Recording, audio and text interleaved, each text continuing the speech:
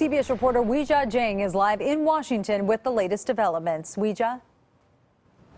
Well, Michelle, just about 1 hour ago, Paul Manafort pleaded not guilty to all counts, which together paint him as a very serious financial criminal. The indictment, though, does not mention collusion with Russia or the president. Still, many legal analysts believe this is just part of a much bigger legal strategy. Paul Manafort covered his face as he left his home in Virginia this morning. Mr. Manafort has no comment. The 68-year-old arrived at the FBI field office in Washington, D.C. to surrender himself to authorities.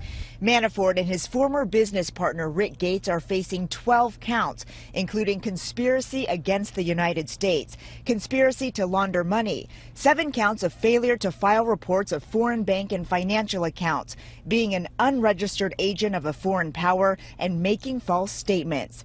The indictment alleges Manafort and Gates hid their work as agents of the Ukrainian government and its political parties and tried to cover up millions of dollars. President Trump responded on Twitter saying, "Sorry, but this is years ago, before Paul Manafort was part of the Trump campaign. Also, there is no collusion." We've been saying from day one there's been no evidence of Trump-Russia collusion, and nothing in the indictment today changes that at all. Manafort and Gates made their first court appearance here at the federal courthouse in Washington, D.C., where they were arraigned and pled not guilty.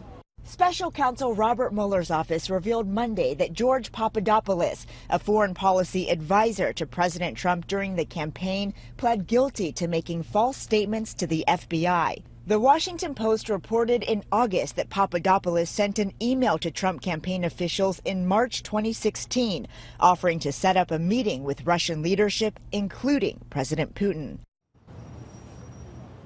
During the arraignment, Manafort's lawyer spoke for him and entered the not guilty plea. It's pretty stunning, though, that Gates has not yet retained an attorney. He used a public defender who says he will be getting a private one soon. Michelle?